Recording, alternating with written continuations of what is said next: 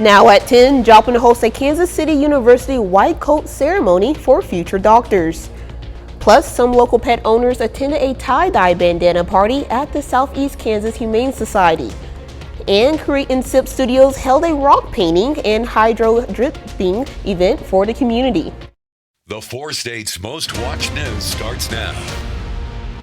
Police in Galena, Kansas arrested a man they say was cutting wire from telephone poles. This is KOAM News at 10. I'm Amber Jenkins.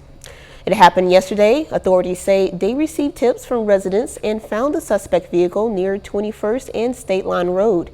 When officers pulled the vehicle over, they found wire and cutting tools inside, as well as drugs and drug paraphernalia. They also arrested the driver, 28-year-old Dakota Beck.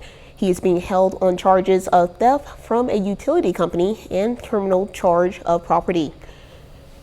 Meteorologist Sam Lane joins us with a first look at weather. All right, we have a calm sky across the area tonight. No thunderstorms like we had last night and yesterday. Just all clear right now across the region.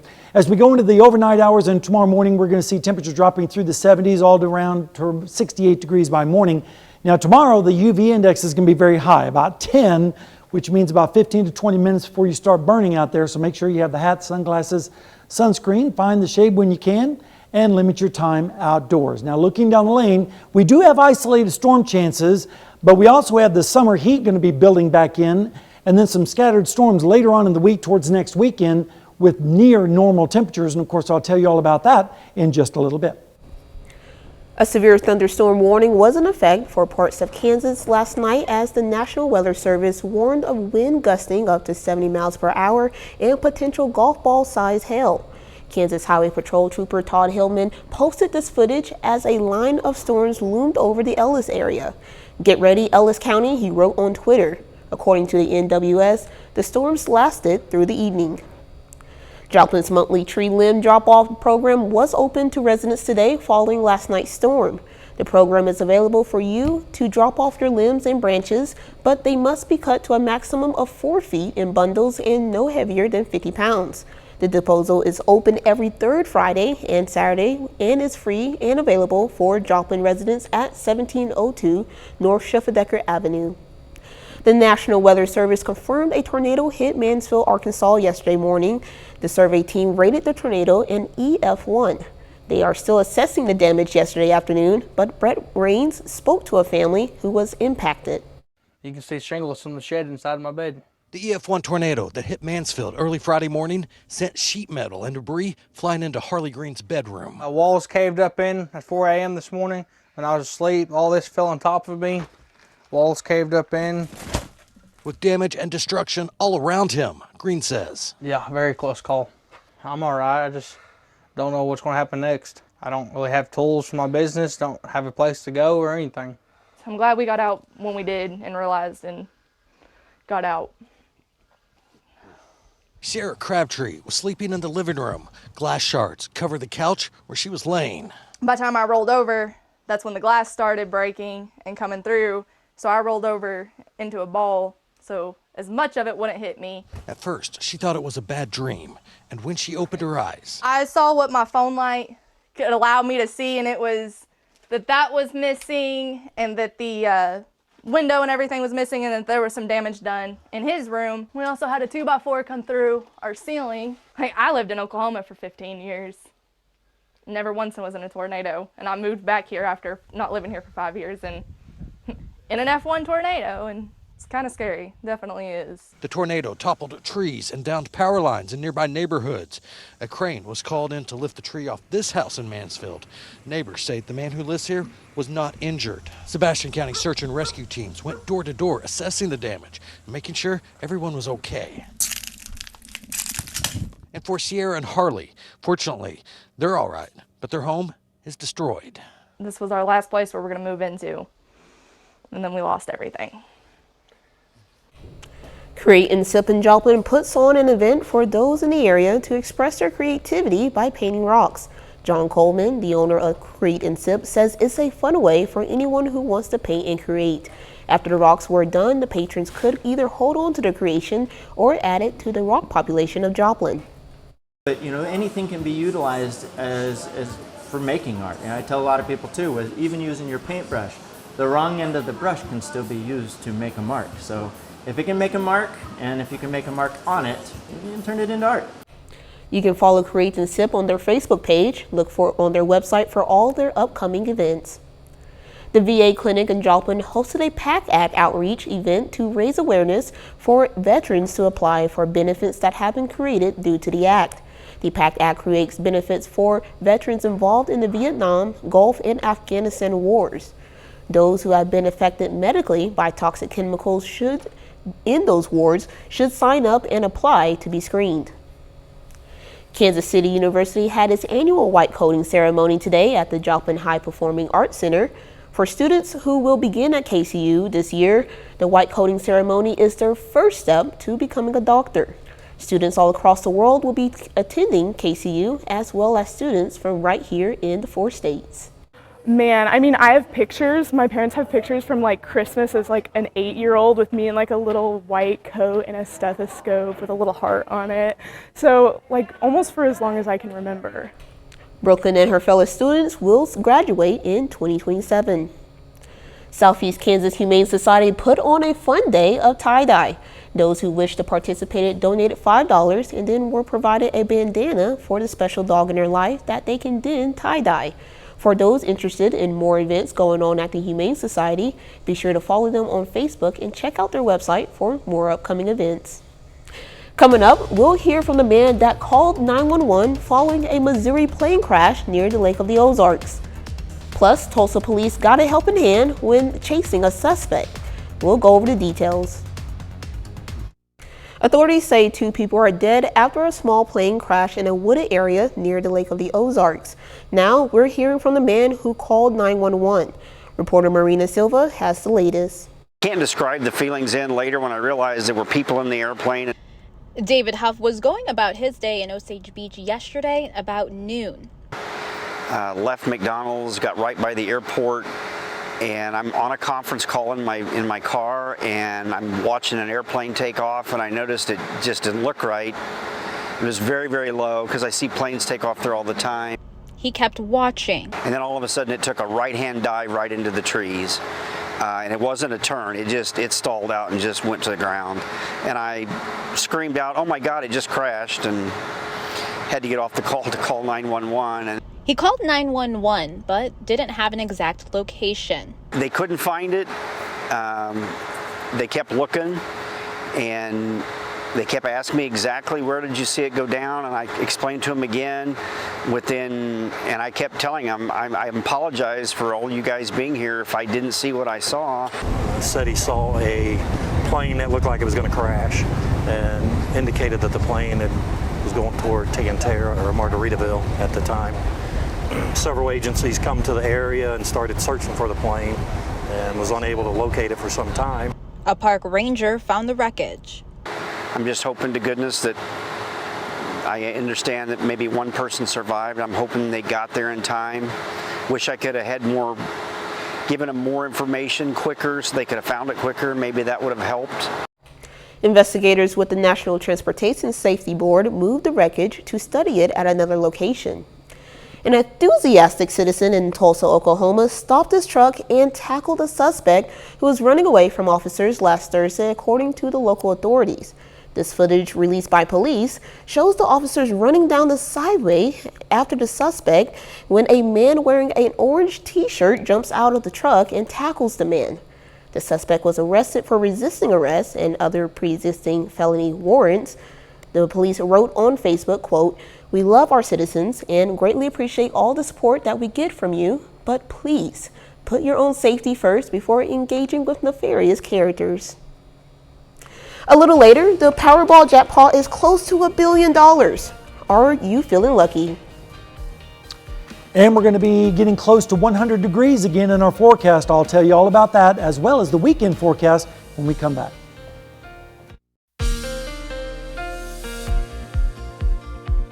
Well, we enjoyed a little bit of the break from the heat yesterday with the rain and the showers and thunderstorms.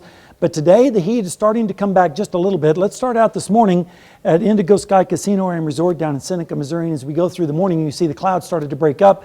Then we were left with mostly fair skies, just some high, thin cirrus clouds floating by and some cumulus this afternoon. And then as we headed towards evening, a little bit of hazy sunshine, and that's because the smoke is starting to move in from the north and west from those Canadian wildfires again. Right now, we're looking at a high of 91 in Joplin today after starting out at 67, which was actually pretty close to the normals of 90 and 70. But of course, we are still way behind on the rainfall, about 10 inches so far for the year, even though we picked up about a third of an inch of rain yesterday. No rain on the radar tonight, just mostly fair skies, just picking up a little bit of moisture in the air, and that is about it. Temperatures are comfortable though, at least they're in the mid-70s in most places like Nevada, Stockton, and Lamar with 75, a little bit cooler in Parsons with 73, and a little bit warmer down in Welch and Anderson with 78. Now tomorrow, when you factor in the temperature and the dew point, it's going to feel like it's in the mid to upper 90s, especially out towards the west. Check out Independence. It'll feel like 98 tomorrow afternoon. Then as we go into Monday, look at these temperatures. We're going to be feeling like 100 again across the area. Even though the temperatures will be in the 90s, it's going to feel like over 100, especially in Nowat and Sedan with 111. But that's nothing compared to Tuesday. Look at Tuesday. 106 in Joplin, 108 in Girard and Pittsburgh, close to 110 out in Fredonia with 109, and same thing in Yates Center. So it's definitely going to feel hot and humid once again as we go towards the middle part of the week. Rain chances are going to be low, and then tomorrow isolated storms will be developing, possibly again, especially up towards the north, as we're going to be in a northwesterly flow pattern still, and little pieces of energy are going to flow down this upper level flow from the north and west, and that's when we'll see the chances of rain. But then as we go into Tuesday and Wednesday, the ridge builds back in and cuts off the moisture, so we start getting really hot, and then it will start to retreat back towards the west as we go into Thursday and Friday, and so rain chances start to increase once again. Some of the storms tomorrow might be severe across northern Kansas and northwest Missouri, very, very close to our area, so we'll keep an eye on that for you, but not really expecting any severe weather tomorrow. Rain chances are going to be low, but any rain that does fall will probably be on the light side, generally around half an inch or less. And on the European model, it's even forecasting less rainfall, which I think is probably going to be closer to the truth. Temperatures are going to be in the 60s tonight as mostly fair skies prevail. And then as we go through tomorrow, isolated storms again, mainly up towards the north with highs in the low to mid 90s. And then as we go into Monday morning, scattered showers and storms will be nearby with lows in the 60s and 70s. And then Monday afternoon, notice some thunderstorms could redevelop with highs in the 90s. And then as we go into Tuesday, the ridge builds in and the rain cuts off. And so we see temperatures in the 70s. And in the afternoon on Tuesday, we jump all the way up to 102. And then 101 on Wednesday. And then a little bit cooler as we head towards Friday and Saturday with increasing storm chances again, making it feel a little bit more comfortable with highs in the 90s and lows in the 60s. So we're definitely heading into the dog days of summer. Yes, definitely. Looking at that 102, we are definitely in the middle of summer. Absolutely. Thank you. For most of the country, this extreme weather is unbearable, and as the heat dome expands, so does the danger. Reporter Tom Waite has more. Summer scorcher along Southern California's beaches, an escape from blistering triple-digit temperatures. This feels pretty nice. The West is in the grip of a deadly record-breaking heat wave. Last thing I want to be doing is passing out in the middle of Las Vegas Strip. Death Valley is one of the hottest places on the planet and could hit a record 130 degrees, but that isn't scaring away visitors. El Paso, Texas, on a 30-day streak of temperatures spiking above 100.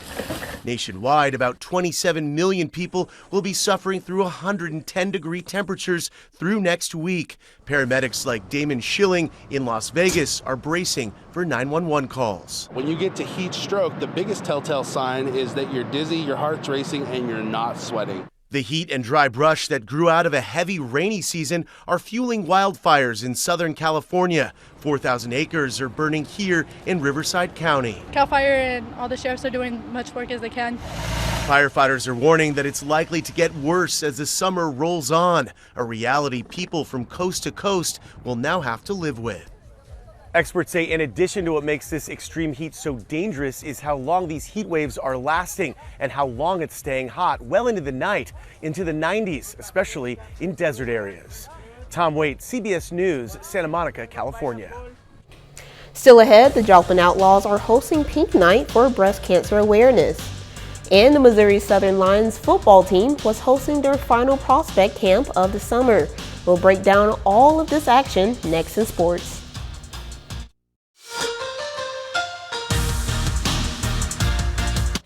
The Missouri Southern Lions football program was out on the field earlier this afternoon. The Lions are hosting their annual prospect camp, which gives a good opportunity for local high school football players to get out on the field and showcase their skills in front of the coaches.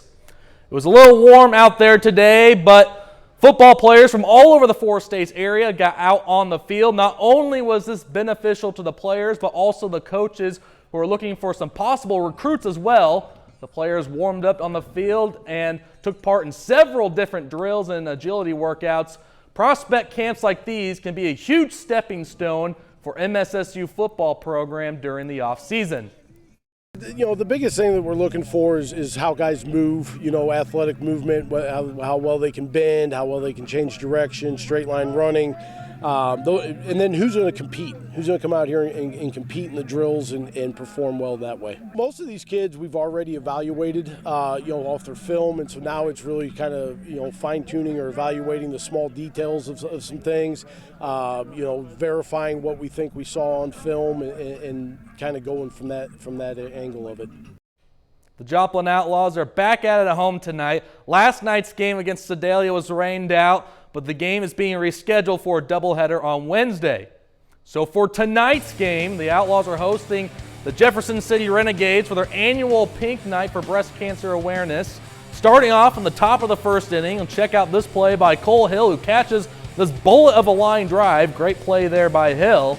We head to the top of the third now. Jeff City up 1-0. Justin Rivera lines this into left field. RBI single puts the Renegades up 2-0. Jeff City goes on to score 4 runs in the third. So bottom of the fifth now. Outlaws are down 5-0. But Nixon Brannon, Pitt State guy, takes the RBI walk. Caden Bressler comes in to score. Outlaws get on the board first for the first time tonight. Next batter, Colton Reynolds at the plate. Skies this ball deep to center field, but the center fielder, Luke Mashner, drops the baseball. 2 runs are going to come in to score for Joplin. At that point, the Outlaws are only down 5-3. The Outlaws got the lead at one point, almost completed the comeback, but Jeff City holds on to win this game 10-6. The Kansas City Royals and the St. Louis Cardinals both return home after the 4-day MLB All-Star break. Both teams had their games postponed on Friday, so they'll have to make it up over the weekend. Royals versus Rays, doubleheader out there in Kauffman Stadium. Starting off in the bottom of the fifth, 2-0 Tampa. Bobby Witt Jr. goes dead center. That ball's out of here. Solo bomb. Royals down 2-1. Next batter now, Salvador Perez, back-to-back jacks. See you later. And oh, wait a minute. Hold the horses. After review, it looks like a fan reached over the wall, interfered with the play. Take a look again. She gets her glove in the way, so they'll take the home run off of the board. So we'll fast forward to the top of the 9th inning now. Hey Siri, how far did this ball go? Jose Siri puts a charge in that one, and this time no fans interfered with that. Solo home run for Siri and the Rays. Tampa goes on to beat the Royals in Game 1 of the doubleheader, 6-1. In Game 2 of the doubleheader tonight, nothing much changed for the boys in blue. Royals lose this one 4-2. Tampa wins both games of the doubleheader. The series finale is scheduled for tomorrow afternoon at 1 p.m. Cardinals versus Nationals. We pick things up in the bottom of the 5th inning. 4-1 Washington. Brennan Donovan gives it a good rip to right field out there in the seats. Take a good look. You won't see it for long. 3-run jack ties the game up 4-4. Top of the 8th now. Joey Meneses hits this ball off of the wall. It stays in the park. RBI double for the Nationals as they go up 5-4. Bottom of the 8th now. Same score. Wilson Contreras takes this ball on a trip to Souvenir City out there in the bleachers. Solo home run. We're all tied up 5-5. We had extra innings now. Top of the 10th now. Same score. Lane Thomas drives this ball to right field. Alex Call will score. That'll do it. Cardinals follow the Nationals in Game 1 of the doubleheader, 7-5.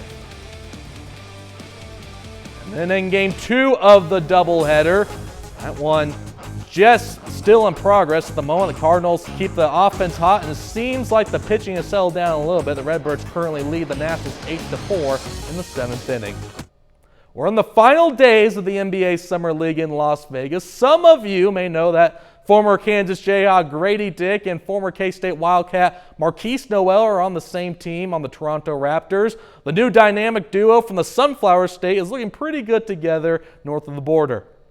Raptors versus Warriors. We start in the 3rd quarter. Marquise Noel to Grady Dick on the alley-oop slam. Raptors down 6. Later in the 3rd, Warriors up 9. Kendrick Davis with the ball. He'll get over to Lester Quinones, who sidesteps the defender and drains a 3. Warriors go up 12. 4th quarter now. Toronto really changes the setting of this game right here. They're up by 1. Marquise Noel with the floater and the foul. Next possession, step back 3. Mr. New York City puts it in. Noel again, look at this move. Fake pass around the back, dumps it off to Joe Westcamp for the and 1 foul. Rock Chalk Emal. The Raptors defeat the Warriors 108-101 in Las Vegas. That'll be it with news. We'll have more, or that'll be it with sports. We'll have more news right after this. We are going to start a warm-up starting tomorrow with a high of 95, isolated storms. Better chance of storms, I think, on Monday, so we drop the temperature back to 94. But look at Tuesday and Wednesday, 102 and 101. Then we start cooling down just a little bit as we head towards Friday and Saturday with more chances of showers and storms and getting closer to normal with highs in the lower 90s and lows in the 60s. So as long as we keep the rain chances going, we have a chance of staying below 100 degrees, which I know everyone's going to be happy about. I know, I'm happy. Yeah, me too. Especially with all the sports that are going on outside too. That helps out as well. Oh yeah, it was hot out there at Missouri Southern in the football field today. But speaking of Missouri Southern, the women's basketball program announced they've signed McKenna Yoakley out of Owasso, Oklahoma. So the Tulsa native is coming on over. So the women's basketball team is starting to reload for next season. Nice. I know they're pretty good. I watched them last season. Well, that's our time for now. Thank you for making us a part of your night.